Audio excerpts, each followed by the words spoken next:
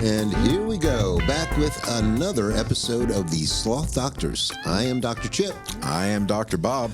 And I guess we're going to continue with the medical horror stories. Yeah, we still have some ground to cover from our last episode. Technically, this is episode 11, but it's really the other half of episode 10, I would say. Yeah, we definitely have more stories. And I want to reiterate with my first story, as a matter of fact, that there are some absolutely great people in the medical field, like my chiropractor, who saved my life, basically, by finding the lump on my thyroid.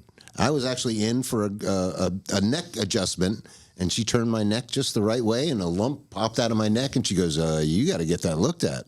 And sure enough, they were like, oh, good thing you caught it early, bing, bang, bong, no big deal.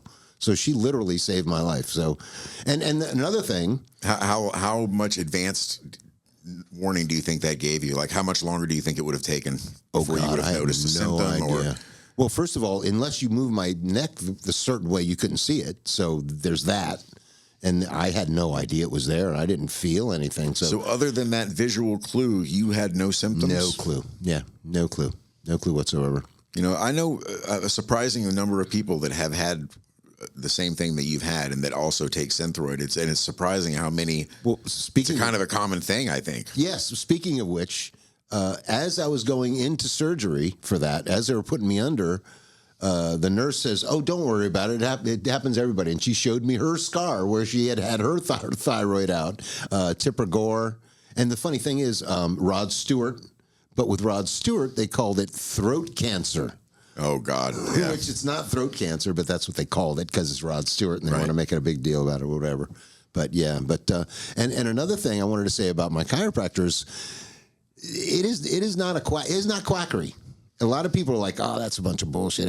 I mean, now it doesn't work for everybody. I will definitely, because first of all, if you're out of alignment and you can't get the muscles to relax enough to get it back in alignment, it's never going to get back in alignment. So there is absolutely cases where it can't work. It's just never going to work for you. I've never been to one. I don't ascribe to them. I don't believe they're quackery, but I don't think you should go to one. Well, I certainly wouldn't do anything where I've had, surgical modifications to the bones. But like you just said, if you can't relax and whatnot, to me, it's kind of like the same, like, I don't think I can be hypnotized because I don't think I can, relax that much. And there's no way, like, I know they're going to lie to me that we're going to do this on 3, 1, and then they're not going to do it on 3 because they want you to be relaxed. But because I know that, I'm going to be tense the whole time, so it's never going to work. Yeah, I'm never going to relax. I'm never going to, And I've even seen videos where they do chiropractic adjustments on dogs. Yeah. Pets. And horses. I've seen them doing horses. You must have to be pretty strong to do it to a damn horse. I mean, they really. I mean, it looks like they're playing football almost. It's like what they do to these horses. But yeah, and I can attest to this one time. I was playing volleyball on the beach one day, and we used to have a little tent set up. Over the coolers with the beer, but it was low. You had to kind of like duck under it, get your beer and duck back out. So one time I was doing that, and as I was ducking back out under the tent, I feel a little click in my back. I'm just like, oh, that was weird. A little click. And then I go back, I play more volleyball. I probably played another 3-4 games of volleyball, but then it started to get a little sore. My back started to get a little sore. I'm like, man, I must have done something, whatever. Go home. Keeps getting a little bit sore. I'm like, this is going to hurt for a couple of days or something. Go to bed. Next morning, I can't get out of bed. I can't. It took me about 10 or 15 minutes to finally, briskly roll out of bed. And then at that point, I couldn't get dressed. I couldn't bend over. I couldn't lift this leg more than about that far off the ground. I've thrown my lower back out. I couldn't get dressed. I had to call Skip, who lived a couple blocks away, and say, "Hey, man, come over and help me get dressed because I can't do anything." So that was a. You literally have to roll to the edge of the bed and then prop yourself up and kind of get up in one sweeping motion. Yes, absolutely. So, all right, that was a Monday. I went to the chiropractor, 2 emergency visits that day, which helped a lot.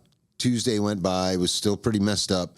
That Wednesday, I went back, and she did a move, and I cartwheeled out of the office. It was literally like turning off the frickin', So when they work, they work. They work great. But, there are other times when, you go in there, it's like, well, they didn't really get it completely, because, your muscles have to be relaxed enough for them to put the thing back in line. If it don't go back in line, you're not going to get the relief. I mean, my experience is just anecdotal of people that I've known, you being one of them, of course, but most of the people that I've talked to about chiropractors fall into one of two camps. Either they're like me and they either don't fully believe in it and or don't think they could ever relax enough for it to even work, or there are people that really think it's great. And that's true. There's no middle ground. You're right. Absolutely. I haven't ever talked to anybody that says, I go, but it doesn't really do anything, but I still go. Like, I've never come across that there's guy. not much middle ground at that. No. And another thyroid cancer story. All right, so they figure out they need to take out my thyroid.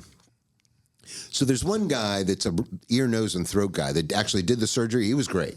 And then there's this other guy, I guess that's the endocrinologist, right? Isn't that who does that? And this funniest thing is this guy's name was Dr. Pepper. A little Indian guy, but his name was Dr. Pepper. So he's telling me all this stuff we're going to do after the surgery. I got to spend 3 days in this lead line room after they give me a radioactive treatment, whatever, yada, yada, yada. All right, but before even the surgery, my girlfriend... Did he ask you if you had pets or children in the house? No. Because sometimes the medication and procedures they'll do will cause your urine to be, like, toxic. Oh, yeah, well, no, I had to stay in a lead line room for 3 days. Yeah. No, but before the surgery even, my girlfriend had looked up something online that's saying that I was supposed to be on a low iodine diet, basically. That nobody ever said anything to me. And I even called the doctor. I said, hey, my girlfriend says I'm supposed to be on some special diet. And the office says, no, the internet doesn't know anything. Just ignore that. It's ridiculous. Okay. All right, so I have the surgery. I'm in the lead line room. They bring in the pill. The guy brings in the pill on a stick, about a fucking 10-foot stick, because he don't want to get anywhere near it. It's so radioactive. He gives me the pill. I take the pill. After I take the pill, there's a phone in my room. I'm going to be in there 3 days. There's got to be a phone. The phone rings, and it's Dr. Pepper. And I'm like, hey, what's going on? He goes, you didn't take the pill yet, did you?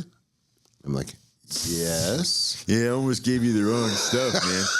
I hope you're not busy for like a month. Or 3 days in your case. I go, yeah, I took it. He goes, oh, shoot, man, you were supposed to be on a special diet. It should work fine anyway. All right, never mind. We'll talk to you later. I mean, low iodine, I would imagine, other than iodized salt, which is, added to the salt, unless you're using kosher salt, certain seafoods, I can't think of too many foods that are high in iodine. I think shrimp is. Yeah, shellfish. I think I was supposed to cut down on shellfish or something. I mean, So not that pretty specific. Unless you're an islander, not that many people subsist on it. The whole purpose of that even is once they took the thyroid out, that's it. But here's the thing. They say if one little, cell drips back in, it could start over. So the whole purpose of that is the radiation attaches to the iodine or is attracted to the iodine or something. So they give you the radiation to kill whatever's left. Right. That didn't get taken out or whatever. So conceivably, there was nothing there for it to kill in the first place. Right. They're doing that to achieve what they like to call clean margins, which is, exactly. leave nothing behind. Exactly. And, I've had no problem since then. So, and, surprisingly, I mean, I guess the only thing that they can really check you for cancer is your blood, right? Well, no, they can do biopsies. Well, that's if you have some kind of tumor or a lump or something. To determine whether it's benign or not. I was surprised they weren't more aggressive on making sure I don't have cancer of any other kind. Well, I mean, there's a lot of false positives. There's a lot of ways to I had a horrible cancer scare. I want to say it was like 2017. I think I remember that. I had an interesting. So I was really feeling shitty. And they did blood work, general blood work. And I came back as having general inflammation was just off the charts. I can't remember which specific blood test it was. But that led my doctor to order a PET scan. And the PET scan lit up like a fucking Christmas tree. What's a PET scan? A PET scan shows metabolic activity in different parts of your body. Okay. Cancer grows at its own, Is it a picture or just like a graph or something? I don't know how it's interpreted, but you see it as a picture when they show it to you. It's not like an MRI or anything like that. It's kind of like it. Yeah, it's kind of like an MRI. Right, but anyway, it shows hot maybe spots. It's an image. Hot spots in your body where there's a lot of cellular activity, which usually means cancer because the cancer is metastasizing and growing in those spots. So I did not have cancer. What I had was something called sarcoidosis, which are these little granular. How do you even remember what this shit's called? Once you have it, you kind of pay attention to it. I couldn't tell you some of the shit I had. And it was just another one of those weird, like the Chiari thing is rare. Like everything I've had is, the fact that I had pancreas, again, that's from the Ozempic, but if it's not, then it's rare because I'm not an alcoholic and haven't ever been one. But even the doctor on this one was like, he goes, did you ever live next to an asbestos plant or something? And I'm like, no. Apparently it's more common in people, and at the time when I got diagnosed is back in 2017. So, I was in my late 40s, but it's more common in people over 60. It's more common in women than men. It's more common in African Americans than in Europeans. Like everything about it is odd that I would have it, but the way they found out was because they did a biopsy. And that's another little bit of a medical horror story. It's one of the only times it was general anesthesia, and I woke up during the process. So that's always bad. It was the places I had the sarcoids were in my spleen, my liver, and in the back of my shoulder. So since they were, they could literally go to any of these spots to get them. They don't like to biopsy your spleen because it bleeds forever. No. The liver is just, there's a lot of stuff in the way and whatnot. So they chose the shoulder, which I'm glad they did. But when I woke up, I was stretched out on a swimmer's pose with my hands in front of me, and the doctor had his knee in my back and was drilling into my shoulder, and it smelled exactly like the dentist. The smell of burning bone is the same as the smell of burning tooth. Eesh. And they put me right back out, like immediately. Yeah, I bet. But I did not have cancer. But it's easy to think that in fact, I had a trip scheduled to go up to North Carolina to see family. And the doctor was like, right after the PET scan is when the trip was scheduled. And he's like, we need to treat this immediately. And I was like, I'm going to be gone for like 6 days. You know what I mean? And I said, look, if what you're telling me is that this matters enough that 6 days is going to be a factor, then it doesn't matter. You know what I mean? I'm going to go now while I feel well enough to do so. But it turned out to not be cancer, so I got lucky again. Like super, sweet. You were talking about the lawsuit thing. It was like, oh, do you have $2 billion to sue for 15,000 or whatever? Hernia surgeries, right? Let's talk about those for just a second. It blows my mind that two different doctors, both with medical degrees, both doing the same thing, specializing in abdominal surgery, can look a patient in the eye and give them completely different prognosis, and this is what we should do. Yeah, so, they're not. It's they say it's science, but it's really closer to art. Well, there's a reason they call a doctor's office a practice. They are just practicing medicine. They haven't quite got it right yet. Yeah, some better than others. So after the bowel resection, they basically gutted me right down the central, right down your abdominal line, and went through the whole abdominal wall, right, to get to the bowel and everything in there. Well, ever since then, I've had hernias pop up along this ventral line. They're called ventral hernias because they're basically the result of a previous incision. Now there's that weak spot, and you're always going to keep having that problem, right? So the first one I go see a doctor named Raymond Henderson. I'm happy to drop his name. And his prognosis was that because I was because I asked almost from the first or second surgery, he did more than one of them. I think he did 3. 2 at least, but maybe 3. I asked him, well, are you going to use some sort of mesh or something to keep it in there? And he told me that because I was diabetic, that my body would reject the mesh and that mesh was not an option. And so we had to do it old school, where he just literally, cut in, stitched everything up, and then bound me up with these sutures like so super tight. So he does the procedure. It doesn't work. The wound reopens. They call it dehissing when a wound reopens. Yeah. And once that happens, they can't just go back and close it again. So you literally have to do daily wound care. I had to have this nurse. God bless her. She was amazing doctors and amazing nurses. Right. Hazel Roebuck. If you ever hear this or see this, she's an amazing person. And this is when I lived in the apartment in Saranac. This nurse used to come out every day, once a day, to clean and pack this rather large. My niece called it my gut hole. Right. She would every now and then, and to this day, she'll still threaten me with, I'll punch you in the gut hole. Put your whole hand in there. And it took 9 months of every single day for it to slowly heal up and close. So Henderson did 2, if not 3 hernia surgeries, only one of which dehisced, but the other 2, I can't call them complete successes because I continued to get the hernia in that spot. So then finally, I decided, well, maybe I need to get a different doctor. I don't know why it took me so long to come to that conclusion. Get a new doctor. The very first thing he tells me is, "Oh, you're going to have mesh because you keep having these hernias." And I said, "Well, what about my diabetes?" He says, "Oh, that's why you have to have the mesh." I'm like, the last guy told me that I couldn't have the mesh specifically because, and I've not had one since he fixed it. God, what the hell was his name? Oh, I can't think of his name. Jewish doctor, very Hebrew first name too. Steve? Yeah, Steve Ditka, I think might have been it. Anyway, he did a great job. But and you know, it's funny too with that whole Hazel Roebuck and the wound situation at the time. You know, you hear stories of companies that actually do nice things for people. Right. I had to use this shit called Dakin's solution. This is some old timey medicine, like apothecary kind of bullshit. You know what I mean? And all it really is very, very weak bleach, but it's used for wound care.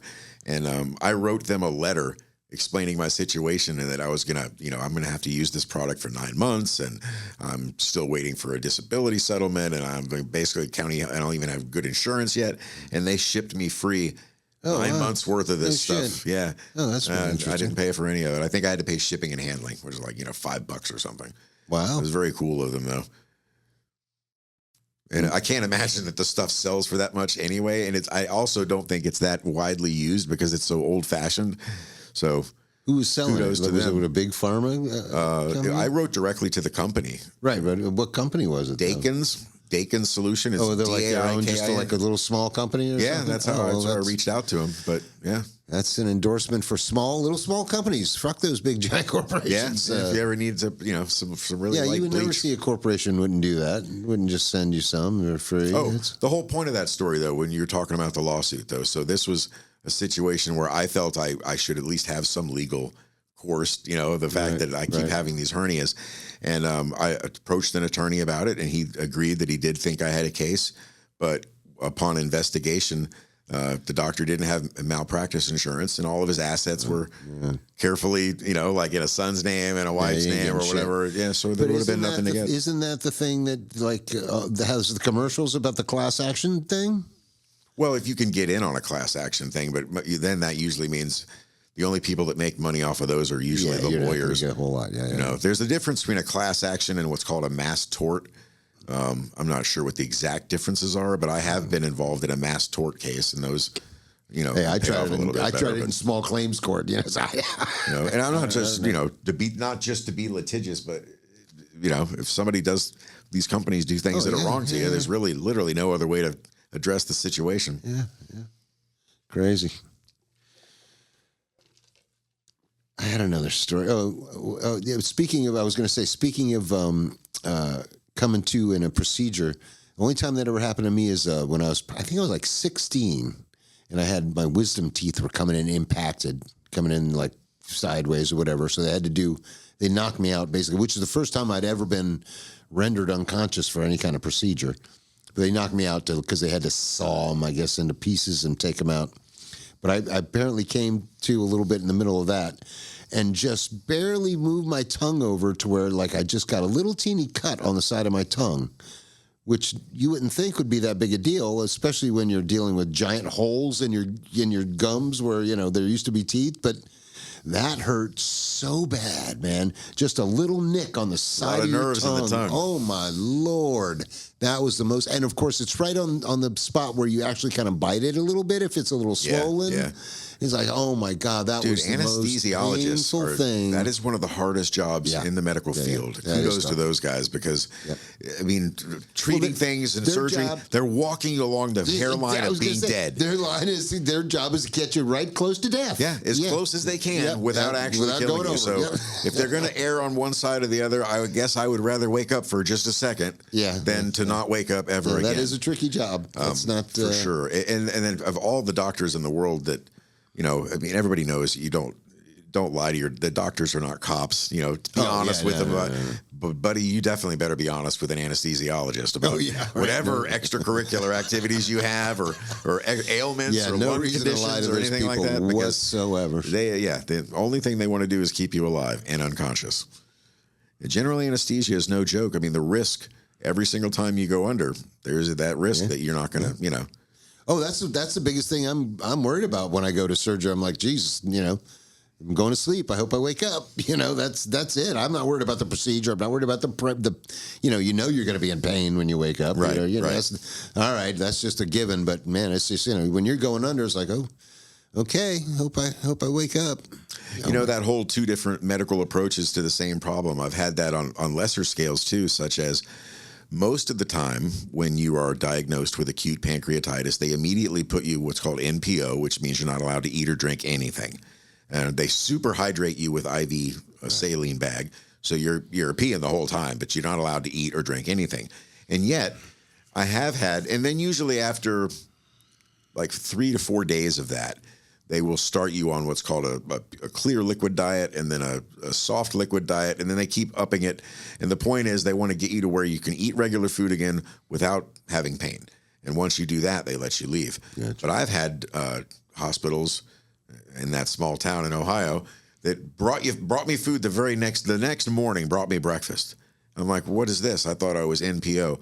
Oh, well, when you eat and when you can eat and not have pain, then you can. And I'm like, well, clearly it's way too soon for that. And isn't it like none of this made any? And it pissed me off so bad. And plus, I was really hungry and I wanted to eat. Right. So I'd love to be able to eat. Don't tempt me by putting scrambled eggs in front of me when I really know that I'm not supposed to have it. You're not supposed to. I put up with that for a whole day, and then the next day I couldn't take it anymore. So the next day, as soon as they put breakfast out, I just got up, went in the bathroom, put 2/3 of it in the toilet and flushed it, and then went back and laid in bed. When they came back in, I was like, I ate most of it, and I don't, I'm not feeling any pain yet, so I guess I can go. And they're like, okay, and they discharged me. And then I just did the clear liquid thing at home, you know what I mean, where I didn't have to sit next to, because, before I said, oh, we should talk about roommates we've had at hospitals.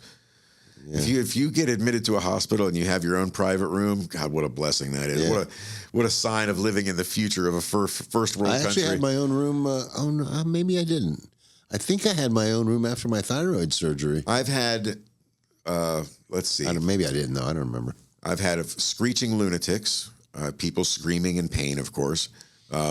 Drug-seeking junkies that are always trying to connive. Well, and how trick about the time you were in 70-something days? How many different ones did you have? Oh, yeah, for sure. Quite a few. Colostomy bags next to you in the you know what I mean? Or people obviously incontinence or losing control of this, that, or the other. It was insane. So anyway, back to the anesthesiology. Yeah, that stuff. I remember one time I had to pick up my mom. You know, you got to drop people off for their colonoscopy, right? Yeah. So I dropped my mom off for a colonoscopy. Go back to pick her up, and I'm waiting, and they're like, "Oh yeah, she's just coming out now. Now you can go on in there." And she had her clothes on and stuff, but they must have just pretty much got done because I walked in and she looked dead. She was like gray. I was like, oh my Lord. And I mean, literally within a minute, all her color came back and she was fine. But man, when I first walked in there, I was like, holy shit. She looked dead. I just had my first and only colon. They like, when you turn 50, I put it off till 52. I managed to get away with it. Well, I guess they do still have to give you one, too. But yeah, so anyway, my sister had the greatest day of her life that day. Sitting and waiting with me, being my ride for that day. The number of jokes that she made to the doctor, to the admitting nurse, and to the people in the room. She had a field day that day. She really did. Well, it's funny. I've only had one, and I'm way overdue for another one. But I've only had one in my whole life, and the only interesting about that is I'm sitting there and got the pants off and everything, and the guy that comes in to do the colonoscopy is, "Hey, what's up, Chris?" That's a guy I knew. Yeah, you don't want to know. A guitar player buddy of mine. It's like, wow, when'd you start doing this? It's like, and he wasn't actually doing it, but he was like the assistant or whatever. I'm like, hey, how's it going, buddy? Bad enough. Did I tell? Other than that, went out for that hitch. I think I told this story on one of our other episodes, so I don't want to tell it again. But the story about the endoscope that I got in Ohio. If I did tell this story on another episode, I apologize, guys out there. But if not, it really is a good one. So when they give you general anesthesia, they typically give you this stuff called Versed first. Right. And that's just to like relax you and get rid of your inhibitions. I really feel like I've told this story, but I'm going to go on a plunge. I don't think you've told this story. So every time I get this stuff, I typically get pretty suggestive. You did tell a version of the story. But did I tell what I actually... This is the worst thing I've ever said to I don't think you said medical what you professional. Said. Okay, this is... I was under the influence of medical grade pharmaceuticals when this happened. So there was this Asian fellow who's doing this. It's called an endoscopic ultrasound, where they run a camera, an optical cable or whatever down your throat so that they can look at your organs and your stomach. And was it cameras or ultrasound? In this case, it was an ultrasound, but it could also be a camera. Gotcha. But in this case, it was an ultrasound. But the cable is the same. So they put this little bit in your mouth. Oh. All right, so that they can thread the cable. Maybe you did tell this story. And God, I think I did, but I've gone too far now to stop. So yeah, plus maybe they haven't seen that episode. This will make them want to go back and compare the two stories. So this Asian fella is, get me all set up. I'm laying on my side. He puts the thing in my mouth, and they're just about to give me the general to really put me out. So they've already given me the Versed, and I'm feeling no inhibitions whatsoever. And I start giggling.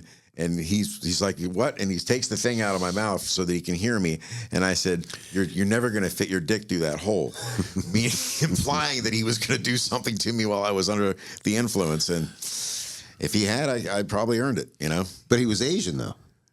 That's why in my mind I was joking, thinking that's going to make him even angrier, as if maybe it would fit through that hole. Like maybe the stereotype is true. That's a pretty bold move to make, too. Exactly, that's my point.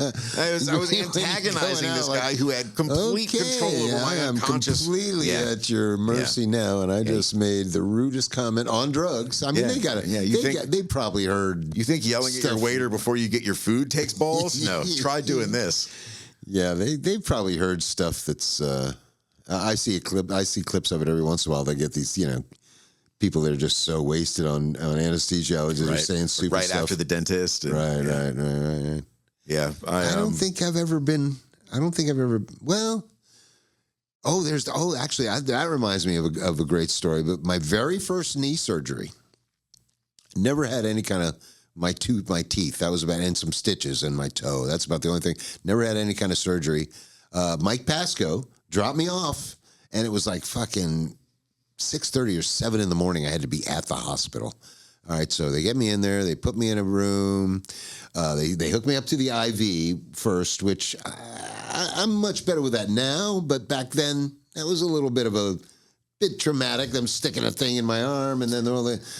You're not getting sympathy on me from an IV. That's shallow. No. I don't want any sympathy. I'm admittedly, I was a wimp. But here's the point. And then an old lady came in to shave my leg that they were doing the surgery on, and while she was shaving my leg, she cut me. It was like an old style, frickin' literally one of those old Gillette razors. This is back in the 80s. It's in the 80s. So she cuts me, and I'm not really good with the sight of my own blood. All right, so I'm kind of going into shock a little bit. I can almost even feel it, like I'm not feeling so good. A real nurse walks in. Takes one look at me. I must have been gray. I must have been like totally ghostly white or something. She takes one look at me and goes, "Oh, I'll be right back." And she goes and she gets a Demerol push for my IV, and man, that's some good stuff. I don't know what fentanyl's like, but Demerol is, and that's it's in the family. I was very, very friendly after that. Yeah. Anybody. Yeah, I mean, the general anesthesia, of course, is to make you unconscious so that they can manage your breathing and all that kind of. And also, a lot of people don't realize that a lot of surgeries require a lot of manipulation. They got to move you around and put you in certain positions especially that you're simply not going to be able to hold if you were conscious, nor would you want to. But the other stuff they give you is just to relax you. And And also, sometimes to get ahead of the pain, Right. Clearly, they're going to start cutting into you. So, I know I told you how I prefer the epidurals, but let me tell you a little story about one of those. So one of the surgeries I have is, I think the first one I had actually with an epidural, which went fine, But the thing is, after the epidural, the way they can tell that it's worn off is when you can pee. If you go in there and you can't pee. Yeah, I've never had an epidural. Well, trust me, if it's working, you can't pee. It just don't work. It's not happening. So I'm sitting there, and obviously, in surgery, they pump you full of fluids. They give you fluids after. They're like drinking, drink this fluids, because they want you to pee. They want you, and this is going on, and every once in a while, I'd have to get up, hobble over to the bathroom, and go, I think I can go, and nope. No, nothing's happening. Nope, sorry. And meanwhile, you really have to pee. And I don't know if you know, but once you have to pee long enough and hard enough, it gets kind of painful. Yeah. Yeah, it's like, not only that, after long enough, I don't know if it's some kind of septic thing you go into, but dude, I was laying there and they couldn't touch me. Like if you pushed on me right there, it'd be like, ow, ow. It was so, I begged them to catheterize me. I never thought I would. That was going to be my next question. Have you ever had a catheter? That's what they had to do. They had to come in and put the catheter in because I begged them. I said, "Go get the goddamn catheters." Right. And of course, I didn't feel it. It hadn't worn off, so I didn't feel nothing. Okay. I've had a couple of catheters, like because of surgeries and stuff, but I have to say, and I'm so happy to add this, I was never awake for any of them being placed. I was awake for the removal of them all, which is its own special kind of hell. And that's not great either. But yeah, I was never awake when they put them in. But yeah, no, I don't think they ever really. Well, I mean, they did that one time, but I don't think I've had. Obviously, most every knee surgery, you got to be any kind of surgery, you got to be catheterized, or else you're just going to pee all over the place. So. Yeah, I mean, yeah. But I'd never thought I would ever beg, please go get the catheter. You ever had an ENG tube placed? What's that? That's when they run a tube up your nose and down in your throat to empty out your stomach. I've had it done for one of the times of the pancreatitis, which they thought was a bowel obstruction, but I think Why did it go through your nose? I don't know why they do it that way. But that is how they do it. But anyway, the way they do it is you have to assist. Like they don't just run it down there, right? So you have to assist? Oh, yes. Oh. It's insane. So it's a 2-nurse process, right? One nurse has got the hose in her hand and she's like ready to go. The other nurse holds your head like you're sitting down and they stand next to you and kind of hold your head in a certain position so you can't move. And then she also holds a glass of water with a straw underneath, right? And then they go. And then you have to start drinking water with the straw while they push the hose because it's the swallowing action that pulls it down and it gets it down into where your stomach is. Yes. Otherwise it'll go in your lungs, right? It might. I'm not sure, but it was explained to me that I think you have to how swallow it gets down or else there. it'll go into your lungs. Yeah. So that's horrible. That's a lot of fun. That could be the horrific winner. No, I don't think so. I mean, that's pretty bad. Kind of brief, and it doesn't. That sounds horrific. That sounds pretty bad. It's almost like waterboarding yourself. Yeah, because you certainly feel like you're choking, but like there's 2 medical professionals telling you to do this, and it's right. So how much time we got left anyway? Yeah, we still got another half hour. So I got to say, the one great thing about after the thyroid surgery is I looked like the guy from Highlander. I had nice staples right across the Kurgan. That was the character, the Kurgan. What was he called? The Kurgan. Kurgan. Yeah, that's not just Kurgan. The Kurgan. The Kurgan. It must have been the name of the tribe movie. or those. See, now that's a movie they could redo and maybe do a little maybe a prequel sequels. They all sucked. A prequel of the Sean Connery character. Oh, Ramirez. There we go. Right? Maybe they could explain how a Spanish Egyptian sounds Scottish. That would be a good manage to pull that off. The 2 places he claimed to be from, and he didn't sound like either one of them. I'm Scottish, damn it. Maybe he just wanted to really fit into the Highlands. If so, he nailed it. Yeah. I think that was it. Kurgan called him a peacock or something at one point. What's that? Called him a peacock for being all fancy pants.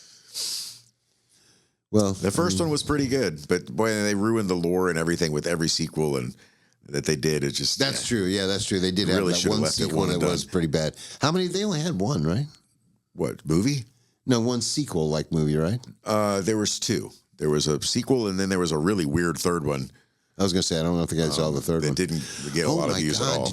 dude! And then, of course, the TV show, which was a different character. That was I don't remember Duncan. that either. But speaking of Duncan TV MacLeod. shows, dude, I would pay money to get these.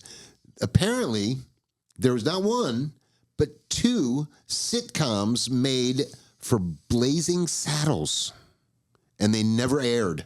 With who as the cast? One of them had Lou Gossett. Oh, wow. Yes, and then the other one had another guy like Lou Gossett, but I don't know the guy's name. I remember him from An Officer and a Gentleman, but I can't remember him ever being funny. I mean, kicking Richard Gere in the nuts was kind of funny. But I want to see this sitcom. All right, so like there's the movie MASH and there's the sitcom MASH. Totally different. Equally good. Both good, but absolutely. You saw the movie MASH, right? Oh, yeah. Yeah, it's so totally different than the Much darker. homogenized. Yes.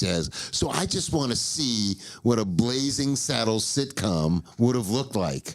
And they never aired them, so nobody's ever seen them. have you've looked on YouTube for the pilots and whatnot? I don't know if I didn't search, but I would be I'll be surprised if searching they'd when I be get out home. there. That's for sure. How would they? There's how would footage they of get it on somewhere. there? Somebody would have uploaded them. Who would have them? Somebody from the studio. Yeah, but I don't know. God, I hope they did. If they're on, I want to watch them. Matter of fact, if you Young can Jamie, find them, pull that up for us. yeah, right. I was going to say if you could find them, we were talking about doing like a Mystery Science Theater type thing. If you could find those, I want to watch those on the podcast. That would be That would be interesting. You said there was two different versions, Two different, yeah. or two episodes. I don't know how many episodes, but there were two different tapings of it might only even been pilots. But I know that there was two, because there's one with Lou Gossett, and then there's the other black guy who looks familiar, but I don't know the guy's name. But there are definitely two different versions. Right. Who was playing the Gene Wilder's character? I don't know. I couldn't tell you. The only person I could even see that I could even recognize was Lou Gossett. Otherwise, everybody else in the you recognize them, but don't know exactly who they are. Right. Bunch of character actors. Yeah. What's the guy? What's B.J. Honeycutt's name? The actor. I don't know. Oh. Exactly, right. Yeah, I that should guy. know, too. Yeah, I've seen every episode, yeah. You know who they are. You just don't exactly know who their name is right off the top of your head. But Yeah, other than Alan Alda, I'm trying to have a hard time thinking of... it's funny that you bring up MASH, too, because the hernia surgery guy... He was like a Navy doctor, I guess. That's where he got his training and everything. And he was definitely the good one or the bad one? The bad one. Oh, he's a meatball surgeon. He's Frank Burns. It's basically, I had Frank Burns. Oh my Lord, that's hilarious. Do surgeries. Yeah. So which Frank Burns though, the movie or the TV series? The TV series. Okay. Yeah. Sadly. That's so yeah, weird. That one. That's so wild. I was just talking to Heather about MASH the other day too, and we were talking about how, I really liked it when Winchester took over for Burns. I think Charles Emerson Winchester, right. Yeah, he was such a much better foil for Pierce and Honeycutt, because Frank Burns was a moron, and yes, they did have a lot of fun picking on him, but Winchester actually would win sometimes. He was far more capable. True, that's true. He was definitely snooty, and also he was a better doctor. I mean, he was an arrogant prick, but he actually had chops. Well, you realize you mean he played a better doctor. Yeah. Yes. He obviously were in the realm of the, suspension of disbelief of the show. Who was the original Burns in the movie? What's the guy's name? Oh fuck! I don't know, but Larry Metcalf was Burns in the TV show. Right. No, the movie was, what's his name? He's a huge famous actor. Oh God, what the fuck? I don't know, man. I've seen the movie once. I've seen the show 1,000,000 times. You can't picture who it is? No. It's a guy he does westerns. He was in Falling Down. He was the detective in Falling Down. Oh, Robert Duvall? Yes, thank you. Okay. Robert Duvall. God, I'm so bad with some of the names sometimes. Like that guy in Catch-22. I was watching one of the episodes, and I was like, why couldn't I remember that guy's name? And I still can't. Alan something. Not Alan Alda, but it's Alan something, I'm pretty sure. That's another good movie. Loretta Swit, I guess the actress who played just died. Yeah. just passed away. Yeah. And then what her character had.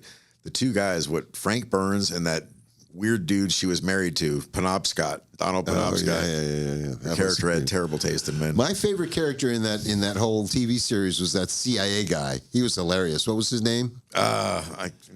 He was so hilarious. He would do the stupidest shit. And then I can see you. Yes, I want you to see me. That's how I hide or something, you know? Yeah, the name is on the tip of my tongue. Oh, I can't remember his character's name, but he was hilarious. The bar was Rosie's. Radar. Quality and entertainment. So Radar was the only guy that made it from the movie to the show, right? Wasn't Alan Alda in the movie? No. Alan Alda wasn't in the movie. Maybe the it was only just guy Radar. in the movie was Radar. Guy Pearce, I think his name was. Radar? The actor? No, I don't think that's it. No, but that is familiar. definitely one of the names from the credits. I know I've seen that name splash across that's the not screen his there. name. I know his name if you said it, but again, that's one I'll never think of it right now. But yeah, no, the movie had Donald Sutherland. Oh, yeah. Yes.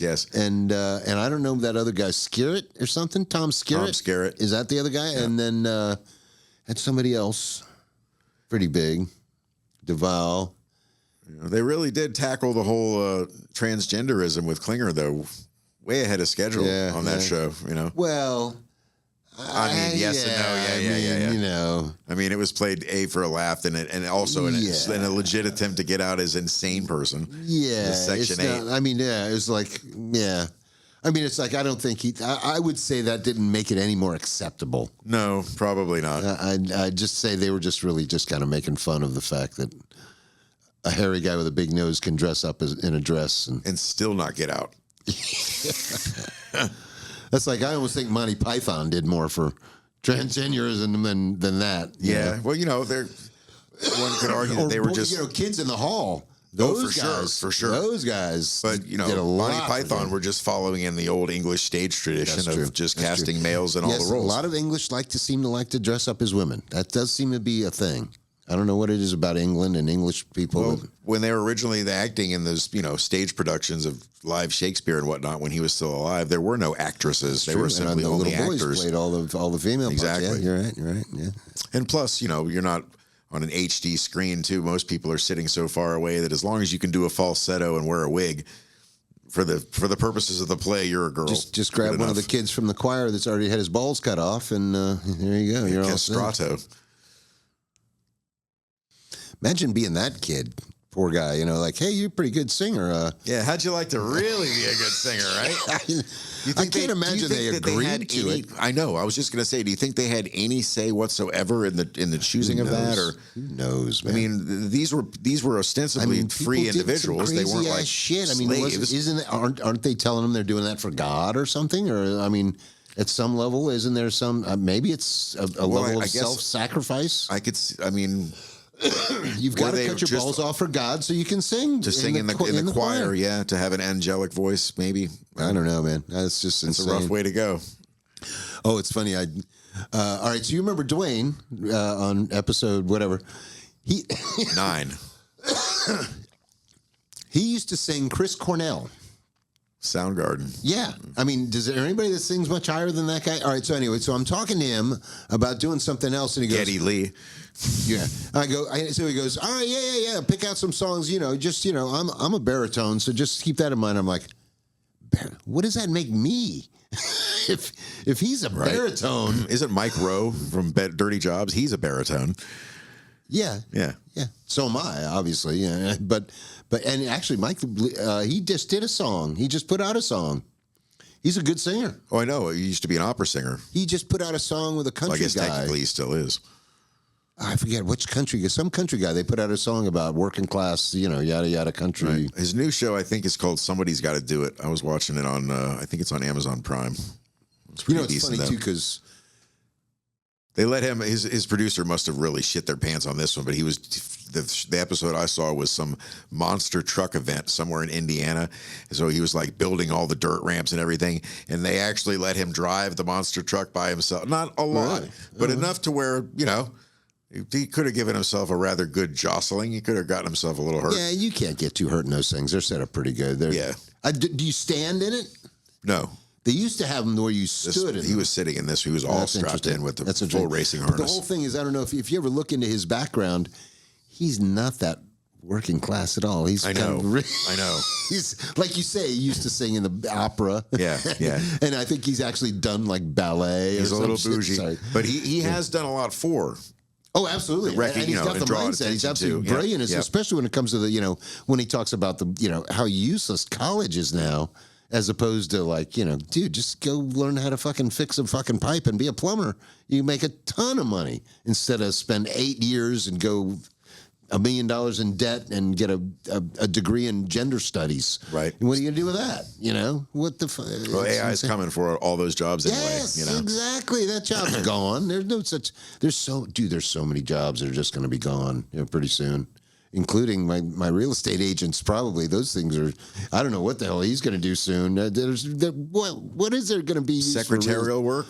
I mean, anything that you just need somebody that's going to take notes, make phone calls, make appointments, add things to your calendar. It's rough, man. Make reservations for plane tickets and flights. We're going to have a lot of people watching our podcast soon that have a lot of time for Sloth on their hands coming up real soon, and we're going to have to be their guidance. Thank God it's on YouTube and they can see it for free because they won't have any money because they won't have a job. That's true. You can use their UBI to get themselves a little bit of entertainment.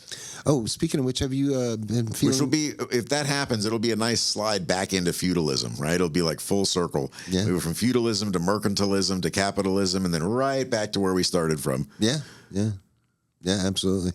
I was going to ask you, have you had any ill effects from the solar flares? No, I'm currently fine. I noticed the other day I couldn't stay on the internet for like a couple hours. I thought you were being. I didn't even realize we had. There's some supposedly really bad solar flares going on right now. Like I think it actually more yesterday. I think it was yesterday, the day before today, or supposedly the 3 days of solar flares. Whatever. As a matter of fact, as far south as I think Georgia, you can see the Aureolus Boreal, whatever the lights, right? The northern lights, because of so much solar activity down in Dixie. What's that? The northern lights down in Dixie. Yeah. Apparently, you can see them. Stevie No Drive was on Facebook going, I can't get my phone to work. I'm like, solar flares, dude. It's not going to work. Yeah, I haven't had any problems in the last couple of days, and I've been uploading a bunch of stuff to YouTube too. That'd be funny if we do both of these episodes, and then it'll be like, something happened with the solar flares. Yeah, we didn't get any of that. Yeah, you guys remember what you talked about? Yeah, can you do that whole thing over again? So how much time we got left? We got a couple minutes left. Huh? Yeah. So we out of medical stories? I can't really think of too much more. No, let's see. Well, I would like to at least touch back on somebody who did things right. And this goes back to my mom, too. This was not even a medical story for myself. My mom used to have a psychiatrist local, like up in Palm Beach County. His last name was Greenfield. And this guy had the worst office I've ever seen. Constantly overbooked. Never enough seats for the people that were in there. All the chairs were very uncomfortable, hard-backed, and like cafeteria school chairs, and all jammed in a row together with no spacers, no tables, no plants, no nothing. You know what I mean? Yeah. The receptionist was behind a double pane of glass. She looked very much like at a security behind a bank or at a gas station in the hood after dark. Now, everybody that's here is here for psychiatric reasons. They're not here for simply medical problems, right? So it's one thing to ask people to wait if they're here to get a post-surgery checkup or whatever. But these people are all wigging the fuck out for the most part, right? Yeah, right. They either have anxiety or anger, rage issue or whatever. And the last thing you want to do is jam them all together, overbook them, and don't even give them anywhere to fucking sit down, right? Yeah. So eventually she got rid of that doctor, and she got this new guy, and I wish I could remember his name. He was an Indian fellow. I believe he was a Sikh. I might be wrong about that. But I noticed the second I went into his office that, first of all, he had really comfy chairs, and he had pillars that were not structural. They were just there for aesthetic purposes. But the manner in which they had been built or placed or whatever was such that every single chair that you sat in, you did not have a direct eye line contact with any other chair. Everybody could sit down and look at a piece of art or a plant or out a window or something like that, and there was a lot of chairs. So they put some thought into it. A great deal of thought. And it was her first time going there, too. And I went with her, gave her a ride, and went in. And he introduced himself. And I said, before this even starts, I just want to let you know, whoever your interior designer or whatever, I said, feng shui wasn't a term I was familiar with at the time, or I would have probably used it. I said, everything about that room is conducive to mental health. Like, it's genius. And he beamed with pride. He said, thank you so much. I did it myself. Yeah. I said, well, you did a really, really good job, because I've seen it done the other way. Right. And I got to say, a lot of the times when I thought where you're going with the story was that the waiting room was going to be shit, but the doctor was great, which can often be the case. No, he was a douche. Yeah, well, no, but a lot of times, you might have a great doctor, but if they got a shitty staff. Right. It's, if you can't get appointments, don't get made or kept, or records can't be had, or they don't answer their phone or return their messages. Could be as great as you want, but if the staff's no good, it's no good. Yeah, no, Kramer's got a great staff too. He hit a home run out of the park. And that's that. Truthfully, that's the only job left. Medical fields of some assistance of some whatever. They're going to need people like that, especially here, for the foreseeable future. Young people can take care of us old fucks that are getting feeble and dying. And I think there will still be some value on things made by humans, just because they want something made by a human. Do you think that field itself of just like people that take care of old people, you think that could ever be automated or taken over by robots or AI or something? Maybe not taken over, but certainly assisted and made easier. True. Definitely could be assisting. What's funny is that they've tried to incorporate AI with some doctor practices, and some of the studies that have come back are interesting, because some of the time it's almost as if the AI does better if left on its own. But when the doctor is second guessed by the AI, whether it be for pride or whatever the reason may be, they don't like to second guess their own decision and go with the AI's decision. Isn't this whole telemed thing, isn't that AI? No, that's just communicating over like a Zoom call with your doctor. I've had telehealth meetings before. But you always talk to a doctor? I thought sometimes you just kind of talk to an administrative person or something. No, I've always talked to a doctor. Well, that could easily be taken over by AI. That hasn't been. I haven't had to do that since back in COVID days. But that could easily be AI. They don't need those people, do they? I don't know. Maybe. I don't know. There's just so many things. It's just like, well, though, one of the things AI is really good at in the medical field is not rote memorization, but, like, for example, reading mammograms and finding very small discrepancies when reading a radiology report is almost an art as much as it is a skill. True, and it's something that there's a lot of human error. And they go, yeah, look right here, and I'm like, I don't see nothing. Exactly. And they've been trained after however many years and however many images they've seen to look at. But even as good as they are, that's one thing that AI is much, much better at. AI can spot cancerous cells from a mammogram or something like that far sooner than a traditional. Oh, have you heard that they now have? I don't want to say AI that can smell, but I guess computers that can smell. No. And you know what they want to do with that is, I don't know if you know, but they can actually train dogs to do this already. Yes. They can smell cancer. Yes. Yeah, they can smell cancer and all kinds of other stuff too, apparently. Yeah. Sometimes some dogs can also smell the onset of like a fainting fit or a seizure. Yeah. But apparently they can now have a computer that can smell, so they're going to try and what they can, what they're going to be able to do soon is pretty amazing and kind of frightening. Right. And as I've always said, if whatever they're telling us is coming out, that means they've probably got a version of it. You know what I mean? Like, they never reveal the newest stuff. The newest stuff is always kept in the back, kept secret. And just I don't want to stray too much out of the medical field per se, but speaking of AI and stuff like that, they just tried to kill Putin. Right? I can't believe. And then the fact that Trump had no idea. And it's so hard to know. It's astonishing to me that the world even works as well as it does. Yeah. And the reason I say that is because it's so hard to know the veracity of any individual statement of anything. There's so many underlying factors. Anytime you get news from out of China or out of Russia, the first thing you got to ask yourself is it even true? Well, here's the thing. They're not an open society supplying you free and open journalism. It's always going to come with a taint of some sort of spin. For at least decades, I've said, look, if I don't see it with my own eyes, it's up for grabs. It's questionable. If I haven't literally seen it as it, and even at that, even now, it's like, well, even if I see it in person, I have to kind of wonder, like. Do you mean to say you've not been there? You've not been there to see it for yourself? No, but I just couldn't believe that when somebody asked Trump about, so what do you think about them trying to kill Putin? He's like, what? What are you talking about?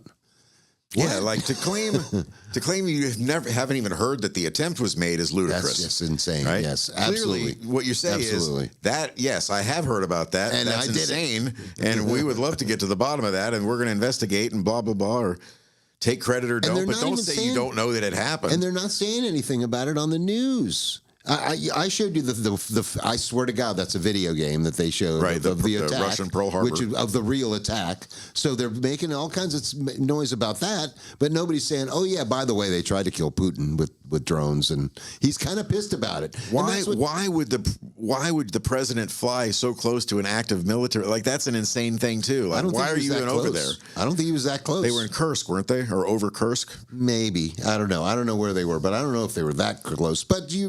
Yes, you have a good point. You stay behind. True, but they may have thought that they may have been able to do it in secret, which clearly they couldn't. Which whatever. But yeah, and then the fact that Trump's going, oh, Putin's going crazy. I'm like, yeah, you'd go crazy too if somebody just tried to kill you. I mean, literally, they just tried to kill him. He's not, he's not doing this for no reason.